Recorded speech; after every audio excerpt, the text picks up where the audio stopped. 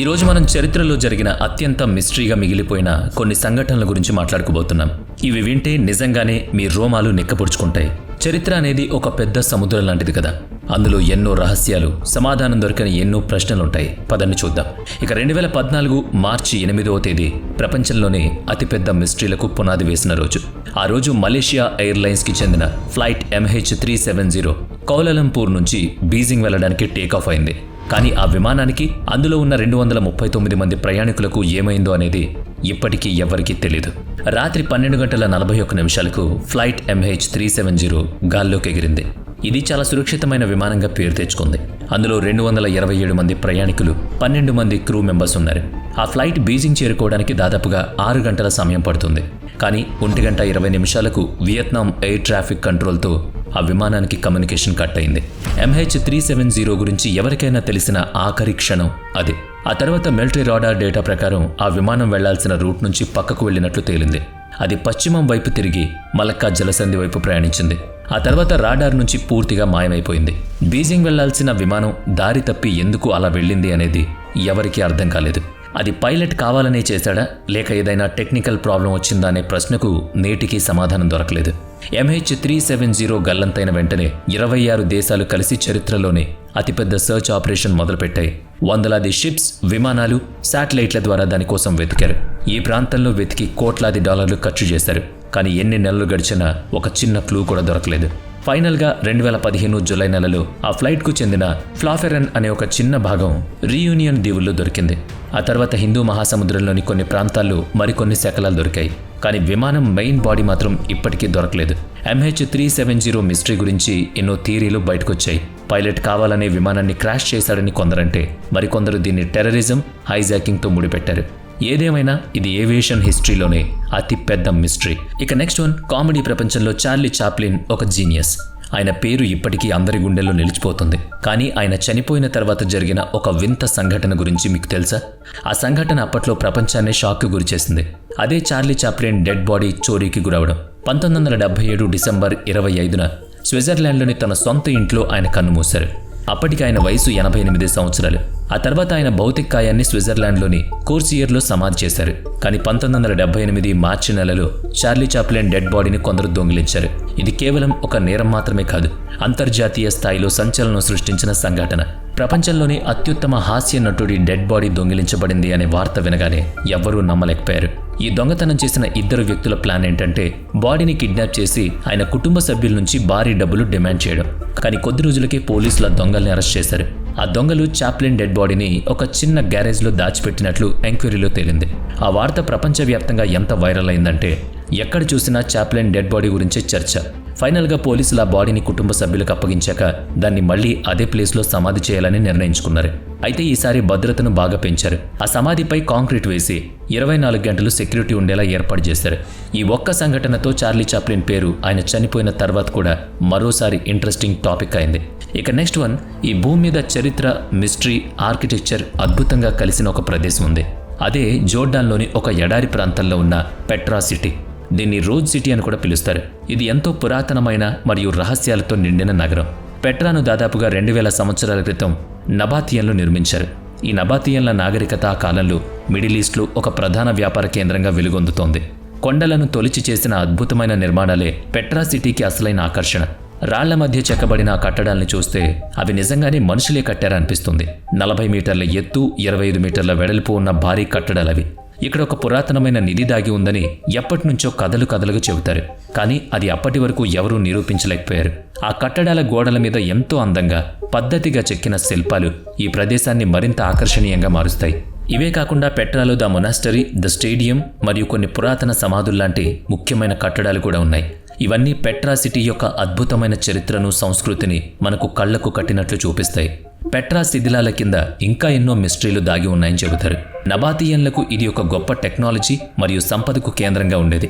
అందుకే ఈరోజు యునెస్కో దీన్ని వరల్డ్ హెరిటేజ్ సైట్గా గుర్తించింది. ఇప్పుడు ప్రపంచంలోని అత్యంత పాపులర్ అయిన టూరిస్ట్ ప్లేసెస్లో పెట్రా కూడా ఒకటి. ఇక అమెరికా చరిత్రలో అత్యంత భయంకరమైన సర్వైవల్ సంఘటనలు డోనర్ పార్టీ డిజాస్టర్ ఒకటి. 1846లో జార్జ్ డోనర్ అతని కుటుంబం కాలిఫోర్నియా వెళ్ళడానికి ఒక గ్రూప్లో చేరారు. ఆ గ్రూప్లో డోనర్ ఫ్యామిలీ మరికొన్ని కుటుంబాలతో పాటు కొందరు ఒంటరి ప్రయాణికులు కూడా కలిపి మొత్తం 87 మంది ఉన్నారు. కాలిఫోర్నియా వెళ్లి కొత్త ప్రాంతంలో స్థిరపడి మంచి జీవితం గడపాలన్నదే వాళ్ల లక్ష్యం. కానీ లాన్స్ఫోర్డ్ హెస్టింగ్ అనే ఒక గైడ్ చెప్పిన మాట విని కాలిఫోర్నియా వెళ్ళడానికి డోనా పార్టీ ఒక కొత్త దారిని ఎంచుకుంది. ఆ దారి గుండా వెళితే చాలా తొందరగా కాలిఫోర్నియా చేరుకోవచ్చని హెస్టింగ్స్ వాళ్ళను నమ్మించాడు. అయితే ఆ దారి చాలా ప్రమాదకరమైంది. పైగా దాని గురించి ఎవరికీ పూర్తి సమాచారం లేదు. ఆ దారిలో ముందుకు వెళ్లిన డోనా పార్టీ మధ్యలోనే చిక్కుకుపోయింది. 1846 అక్టోబర్ చివరి నాటికి వాళ్ళంతా మంచుతో కప్పబడిన కొండ ప్రాంతాల్లో ఇరుక్కుపోయారు. నవంబర్ వచ్చేసరికి భారీగా మంచు కురవడం, చల్లటి గాలులు వీయడంతో వాళ్ల పరిస్థితి మరింత దారుణంగా తయారైంది. వాళ్ళ దగ్గర సరిపడా ఆహారం కానీ వెచ్చని బట్టలు కానీ లేవు. చలి పెరిగే కొద్దీ ఆహారం పూర్తయిపోయింది. పరిస్థితి ఎంత దిగజారిపోయిందంటే ప్రాణాలతో బ్రతకాలంటే డోనర్ పార్టీ సభ్యులు ఎలాగైనా ఆహారం సంపాదించాల్సిన పరిస్థితి. ఇక గత్యంతరం లేక చనిపోయిన వాళ్ల శరీరాల నుంచి మాంసాన్ని కోసుకుని తినడం మొదలుపెట్టారు. నరమాంస భక్షణకు దారితీసిన ఈ సంఘటన చరిత్రలోనే ఒక చీకటి అధ్యాయం. ఆ తర్వాత కాలిఫోర్నియా నుంచి వాళ్ల కోసం రెస్క్యూ టీమ్స్ పంపించారు. 1847 ప్రారంభంలో మొదటి రెస్క్యూ టీం అక్కడికి చేరుకుని ప్రాణాలతో ఉన్న కొంతమందిని రక్షించింది. కానీ చాలా మంది అప్పటికే చనిపోయారు. మొత్తం 87 మందిలో 40 మందికి పైగా ఈ ప్రయాణంలో చనిపోయారు. ప్రాణాలు కాపాడుకోవడానికి తమ తోటి మనుషుల మాంసాన్ని తినాల్సిన పరిస్థితి రావడం ఈ సంఘటన చరిత్రలోని ఒక దౌర్భాగ్యాన్ని చూపిస్తుంది. 1908 జూన్ 30వ తేదీ ఉదయం రష్యాలోని సైబీరియా ప్రాంతంలో ఒక వింత సంఘటన జరిగింది. దీన్ని సైన్స్ ఈ రోజుకి పూర్తిగా అర్థం చేసుకోలేకపోయింది. తుంగుస్కా అనే ప్రాంతంలో ఒక భారీ పేలుడు సంభవించి ఆ ప్రాంతమంతా నాశనమైంది. కానీ అక్కడ ఎలాంటి బిలం కానీ పేలుడుకు సంబంధించిన శకలాలు కానీ దొరకలేదు. ఇది భూమి మీద జరిగిన అత్యంత మిస్టరీ సంఘటనల్లో ఒకటిగా మారిపోయింది. ఈ పేలుడు ధాటికి దాదాపుగా 200 చదరపు కిలోమీటర్ల మేర అడవి పూర్తిగా కాలిపోయి బూడిదైంది. ఆ పేలుడు తీవ్రత ఎంత ఉందంటే రిక్టర్ స్కేల్పై అది 5.0 తీవ్రతకు సమానం. అంటే హిరోషిమా మీద వేసిన ఆటం బాంబ్ కంటే ఇది 1000 రెట్లు ఎక్కువ శక్తినిస్తుంది. ఆ దెబ్బతో ఎంతో దూరం వరకు చెట్లు మొక్కలు అన్నీ వేళ్లతో సహా పెకలించుకుపోయాయి. కొన్ని చోట్ల భారీగా మంటలు చెలరేగాయి. కానీ ఇంత పెద్ద పేలుడు అసలు ఎందుకు జరిగింది అనేది అందరి మెదడును తొలిచేస్తున్న ప్రశ్న. అంతరిక్షం నుంచి ఏదైనా ఉల్క లేదా తోకచుక్క భూమి వాతావరణంలోకి ప్రవేశించడం వల్లే ఈ పేలుడు జరిగి ఉండొచ్చని సైంటిస్టులు నమ్ముతున్నారు. అది అంతరిక్షం నుంచి భూమి వాతావరణంలోకి రాగానే మండిపోయి ముక్కలై ఆకాశంలోనే ఒక పెద్ద పేలుడు సృష్టిస్తుందని వారి అంచనా. అందుకే భూమి మీద ఎలాంటి గుంత కానీ రాళ్ల శకలాలు కానీ దొరకలేదని వాళ్ళు చెబుతున్నారు. ఉల్క భూమిని ఢీకొట్టకుండానే చాలా ఎత్తులోనే కాలిపోయి నాశనమైపోయిందని అదే సరైన ఆధారంగా భావిస్తున్నారు. కానీ ఖచ్చితంగా అక్కడ ఏం జరిగింది అనేది ఇప్పటికీ సరైన ఆధారాలు లేకపోయాయి. భూమి లోపల నుంచి బయటకొచ్చిన మీథేన్ గ్యాస్ వల్లే ఈ పేలుడు జరిగిందని మరో కొత్త థియరీ పుట్టింది. కానీ ఈ వాదనకు కూడా ఎవరూ బలం చేకూర్చలేకపోయారు. భవిష్యత్తులో కూడా ఇలాంటివి జరిగే అవకాశం ఉందని, వాటిని ఎదుర్కోవడానికి మనం ఎప్పుడూ సిద్ధంగా ఉండాలనేది సైంటిస్టులు చరిత్రకారులు చెప్పిన చివరి మాట. ఇక నెక్స్ట్ వన్, భారతదేశంలోని బీహార్ రాష్ట్రంలో ఉన్న సోన్ బండార్ గుహలు ఎంతో పురాతనమైనవి మరియు మిస్టరీగా మిగిలిపోయిన చారిత్రక ప్రదేశాలు. ఈ గుహలు కేవలం వాటి అందానికే కాదు, వాటి వెనుక ఉన్న ఎన్నో రహస్య కథలకు కూడా చాలా ఫేమస్. బీహార్లోని ఈ సోన్ బండాగార్ గుహలు మగధ రాజు బింబిసారుడి కాలం నాటివని చెబుతారు. ఒక పెద్ద బండరాయిని తొలిచి ఈ గుహను నిర్మించారు. బింబిసారుడు తన దగ్గర ఉన్న అపారమైన నిధిని ఇక్కడే దాచిపెట్టాడని, ఆ గుహలోనే ఉందని నమ్ముతారు. బింబిసారుడి కొడుకు అజాతశత్రు అతన్ని జైల్లో పెట్టినప్పుడు బింబిసారుడి ఆదేశాల మేరకు అతని భార్య రాజ్యానికి చెందిన ఖజానా మొత్తాన్ని ఈ గుహల్లోనే దాచిపెట్టిందట. ఈ గుహల్లో ఈ రోజుకి శంఖలిపిలో రాసిన శాసనాలు కనిపిస్తాయి.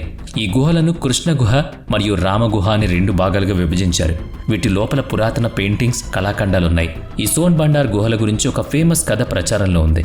దాని ప్రకారం ఈ గుహల నిండా బంగారం, వెండి మరియు ఎంతో విలువైన వజ్రాలతో కూడిన ఒక పెద్ద ఖజానా ఉందట. ఆ ఖజానాను భద్రపరచడానికి గుహ ద్వారం దగ్గర ఒక మిస్టరీ డోర్ ఉండేదని, దాన్ని తెరవడానికి ఒక ప్రత్యేకమైన తాళం చెవి కావాలని చెబుతారు. ఈ నిధిని సొంతం చేసుకోవడానికి బ్రిటిష్ వాళ్ళు ఆ తలుపు మీద ఫిరంగులతో దాడులు చేశారు. కానీ వాళ్ళు ఏం సాధించలేకపోయారు. ఆ గుహలు కేవలం ఖజానాకే పరిమితం కాదు, అవి భారతీయ చరిత్ర, సంస్కృతికి కూడా ఎంతో ముఖ్యమైనవి. ఈ గుహల గోడల మీద పురాతన చిత్రాలు, శాసనాలు ఎన్నెన్నో ఉన్నాయి. వాటిని డీకోడ్ చేస్తేనే ఆ సంపదను చేజిక్కించుకోవడం సాధ్యమంటారు చరిత్రకారులు. ఇక నెక్స్ట్ వన్, టైటానిక్. ఈ పేరు మీరు ఖచ్చితంగా వినే ఉంటారు. దీని కథ ఇప్పటికీ మన మనసుల్లో చెరగని ముద్ర వేస్తుంది. తన మొదటి ప్రయాణంలోనే ఒక ఘోరమైన ప్రమాదానికి గురైన ప్రపంచంలోనే అత్యంత పెద్ద అద్భుతమైన షిప్ ఇది. 1912లో మంచుతో నిండిన నార్త్ అట్లాంటిక్ మహాసముద్రంలో ప్రయాణించడానికి టైటానిక్ను తయారు చేశారు. ఆ కాలంలో ఇదే ప్రపంచంలోకెల్లా అతిపెద్ద లగ్జరీ షిప్. దీన్ని ఐర్లాండ్లోని బెల్ఫాస్ట్లో నిర్మించారు. వైట్ స్టార్ లైన్ కంపెనీ దీన్ని ఆపరేట్ చేసేది. ఈ షిప్ 882 అడుగుల పొడవు, 92 అడుగుల వెడల్పు, 66 అడుగుల ఎత్తు ఉండేది. టైటానిక్ లోపల లగ్జరీకి ఏమాత్రం కొదవలేదు. రాయల్ సూట్స్, స్విమ్మింగ్ పూల్స్ లాంటి వాటితో అది సముద్రం మీద తేలియాడే ఒక పెద్ద రాజ్మహల్ లాగా ఉండేది. టైటానిక్ ఎప్పటికీ మునిగిపోదని అందరూ బలంగా నమ్మారు. దాని స్పీడ్, సెక్యూరిటీ విషయంలో ఎవరికీ ఎలాంటి అనుమానం లేదు. అయితే ఎప్పటికీ మునగదు అనుకున్న టైటానిక్ తన మొదటి ప్రయాణంలోనే ఎందుకు మునిగిపోయింది? 1912 ఏప్రిల్ 14 రాత్రి టైటానిక్ తన ప్రయాణంలో సగం దూరం దాటాక ఒక భయంకరమైన ప్రమాదం జరిగింది. అది రాత్రి సమయం. షిప్ చల్లటి మంచునీటిలో ప్రయాణిస్తోంది. అకస్మాత్తుగా టైటానిక్ ఒక పెద్ద మంచు కొండను ఢీకొట్టింది. కేవలం 37 సెకండ్లలోనే ఆ భారీ నౌక మునిగిపోవడం మొదలైంది. ఆ గుద్దుకున్న వేగానికి షిప్ కింద భాగం దెబ్బతిని క్షణాల్లోనే నీరు లోపలికి రావడం మొదలుపెట్టింది. షిప్ను కాపాడే మార్గం దొరకలేదు. ఈ ఘోర ప్రమాదంలో దాదాపు 1500 మంది ప్రాణాలు కోల్పోయారు. లైఫ్ బోట్లు సరిపడా లేకపోవడం వల్ల చాలా మంది సముద్రంలో పడి మునిగిపోయారు. కేవలం 710 మంది మాత్రమే ప్రాణాలతో బయటపడ్డారు. వాళ్లను కాపాడడానికి ఇతర షిప్లు అక్కడికి చేరుకున్నాయి. టైటానిక్ మునిగిపోవడం కేవలం సముద్రానికి పరిమితం కాలేదు. ఆ వార్త ప్రపంచం మొత్తం పాకింది. ఈ ప్రమాదం తర్వాత ప్రపంచవ్యాప్తంగా పెద్ద సంచలనం రేగింది. చాలా దేశాలు ఈ ఘటన మీద ఎంక్వైరీ మొదలుపెట్టాయి. టైటానిక్ మునిగిపోవడానికి కారణం మంచు కొండను ఢీకొట్టడం మాత్రమే కాదని, వాళ్ళు పాటించిన సేఫ్టీ రూల్స్ కూడా అని ఒక కారణం చెబుతోంది. ఏళ్లు గడిచాక 1950లో టైటానిక్ శకలాలను సముద్రం అడుగున కనుగొన్నారు. ఎంతోమంది రీసెర్చర్లు, ఫిలిం మేకర్స్ టైటానిక్ మిస్టరీని తెలుసుకోవడానికి ఎప్పటికీ ప్రయత్నిస్తూనే ఉన్నారు. టైటానిక్ ప్రమాదం ఎప్పటికీ మర్చిపోలేని ఒక ప్రపంచ విషాదం లాంటిది. ఇక సముద్రపు అలలు, ఇసుక తిన్నెలు, చల్లని గాలులు మనకు ఎంతో ప్రశాంతమైన ఫీలింగ్ ఇస్తాయి. కానీ కొన్నిసార్లు సముద్రం తన లోపల దాచుకున్న భయంకరమైన మిస్టరీలను బయటకు కక్కుతుంది. అలాంటి ఒక మిస్టరీ పేరే సాలిస్ షీ, కత్తిరించిన కాళ్ల మిస్టరీ. ఇది ఈ రోజుకి అంతు చిక్కని ఒక వింత సంఘటన. వాయువ్య అమెరికాలోని కిల్లింగ్స్టన్ ప్రాంతంలో ఉన్న ఈ సాలిస్ షీ చాలా అందమైన, లోతైన సముద్రం. కానీ ఈ సముద్ర తీరంలో కొట్టుకొచ్చిన ఒక వింతైన మృతదేహాల భాగాల వల్ల దీనికి ఒక భయంకరమైన గుర్తింపు వచ్చింది. ఈ తెగిపోయిన కాళ్ల కథ 2007 ఆగస్టు 20న మొదలైంది. సాలిస్ సముద్ర తీరంలో ఒక తెగిపోయిన కాలు కొట్టుకురావడం చూసి స్థానికులు, టూరిస్టులు ఒక్కసారిగా షాక్ అయ్యారు. మొదట్లో ఇదేదో యాదృచ్ఛికంగా జరిగిన ఒక సంఘటన అనుకున్నారు. కానీ ఇలాంటి ఘటనలు పదే పదే జరగడంతో ఈ మిస్టరీ మరింత తీవ్రంగా మారింది. 2007 నుంచి 2018 మధ్యకాలంలో కనీసం 15 నుంచి 20 కాళ్లు ఇలాగే కొట్టుకొచ్చాయి. ఇవి కేవలం కాళ్లు మాత్రమే. శరీరంలోని మిగతా భాగాలు ఎక్కడ దొరకలేదు. పైగా ఈ కాళ్ల మీద ఎలాంటి గాయాల గుర్తులు కూడా లేవు. అందుకే ఈ సంఘటన మరింత మిస్టరీగా మారింది. ఈ ఘటనల మీద ఎన్నో థియరీలు బయటకొచ్చాయి. ఇది ఏదైనా పెద్ద క్రైమ్కి సంబంధించిన పని అని కొందరంటే, ఇవి సహజంగానే విడిపోయిన కాళ్లు అయ్యుండొచ్చని మరికొందరన్నారు. ఏదేమైనా ఈ పజిల్ ఇప్పటికీ చిక్కుముడిగానే ఉండిపోయింది. వీడియో నచ్చితే లైక్ చేయండి, షేర్ చేయండి. ఇప్పటి వరకు మన ఛానల్ని సబ్స్క్రైబ్ చేయనట్లయితే ఇప్పుడే సబ్స్క్రైబ్ చేసుకుని పక్కనే ఉన్న బెల్ ఐకాన్పై క్లిక్ చేయండి. నెక్స్ట్ వీడియోలో మళ్ళీ కలుద్దాం. Thanks for watching.